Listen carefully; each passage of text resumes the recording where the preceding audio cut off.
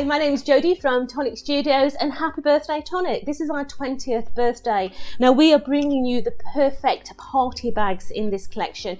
You're getting 47 dies. Yeah, you're right, 47 dies.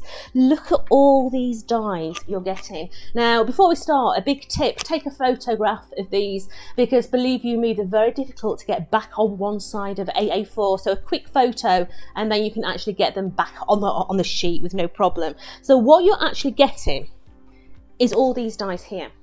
You're getting all the beautiful panels, absolutely gorgeous panels. You're getting all the embossed detail in your sentiments as well.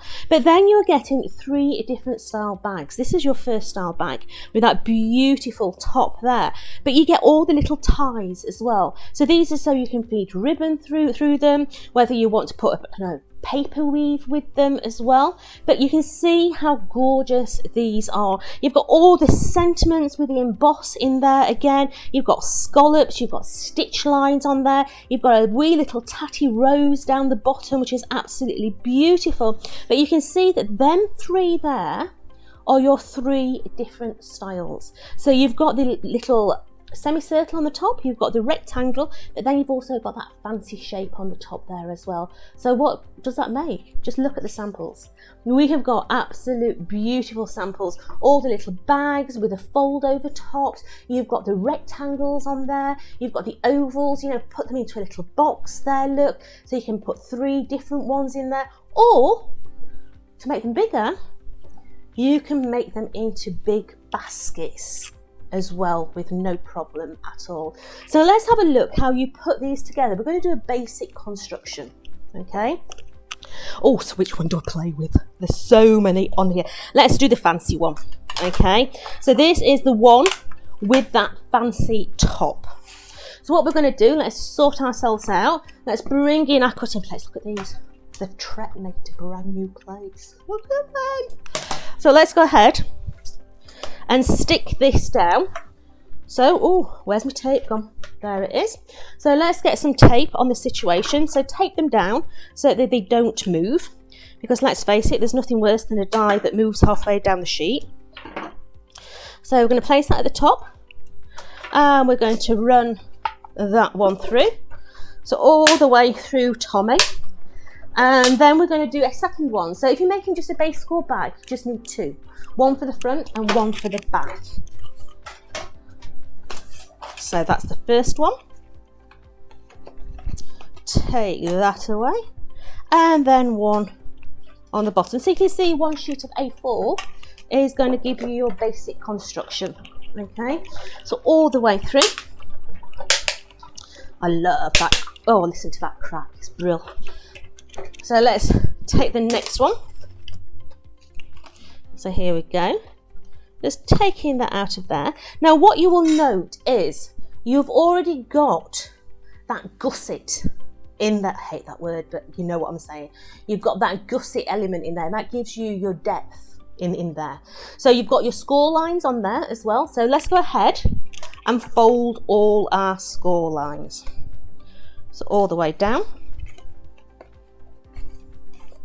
So we're just folding all those little score lines like so. Now when you get to here, if you actually put it on your mat, you can fold it over from the other side, because it is a diagonal line. Okay, so that's one side. Let's fold the other.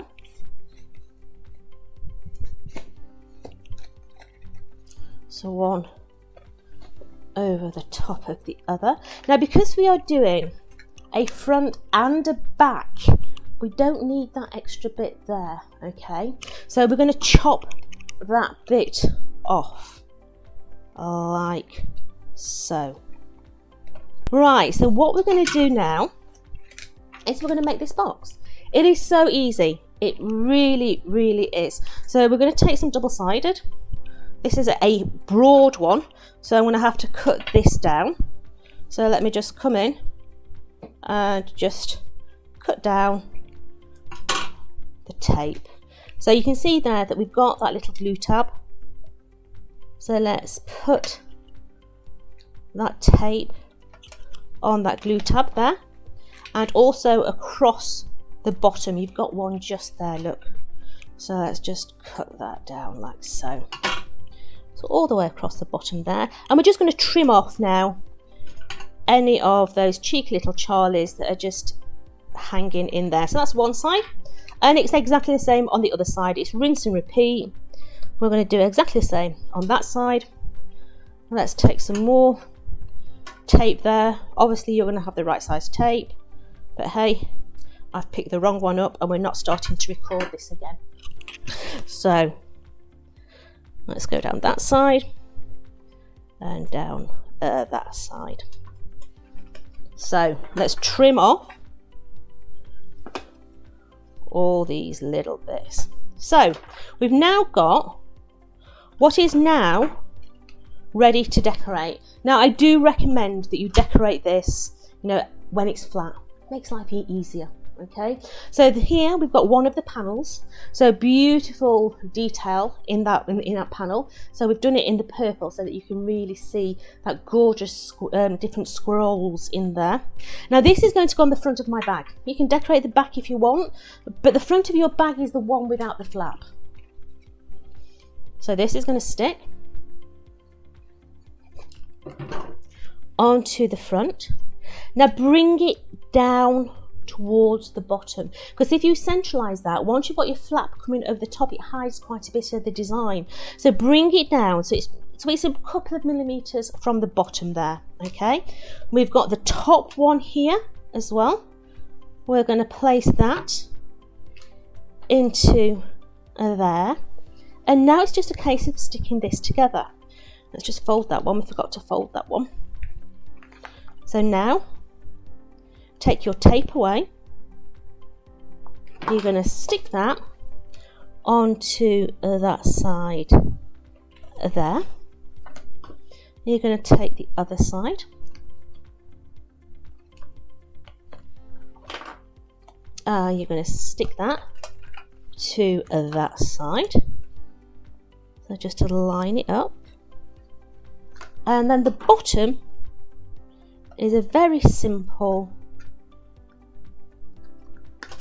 push it straight over the top. Now if you do the back panel first, yeah, so this is the back of your bag. If you stick your back panel down first, then when you fold the other one, you get that lovely neat edge at the front. You don't see any join from the front. Okay, so let's put some tape on that one as well. So just a little bit of tape on there. I'm going to take off that tape and fold that one over, and then give it a squidge. So if you put your fingers where those little score lines are, you can see those little lines. Can you see how it pushes together? Fold it over the top. You could put maybe a little magnet, would be nice in there, or if you've used the little holes, you could tie that with the ribbon. But you also get in your collection these beautiful little panels. You get that tatty rose, and then I pinch some of the leaves. These leaves are out of our mason jar just to give it a little bit of greenery. Okay, so all I'm going to do is take some 3D foam now, take my little panel, and I'm going to put my panel so that it comes up and just comes over the top of that lid, so it's holding the lid in. Okay, let's put a 3D foam pad on the back of that wee flower. Of course you can use hot glue if you want, but as I've not got my glue gun here, we'll just put a pad on, put the flower in, and then we're just going to add those two little leaves from that mason jar collection. One in there, one in there, and you've got your basic little bag. It's not very basic, is it? But it's good fun. And you can get some good old chocolates in there. So what do you want to do? Make bags like that. Bags like that. Make them into baskets, but you're getting 47 dies to play with. I'll see you later.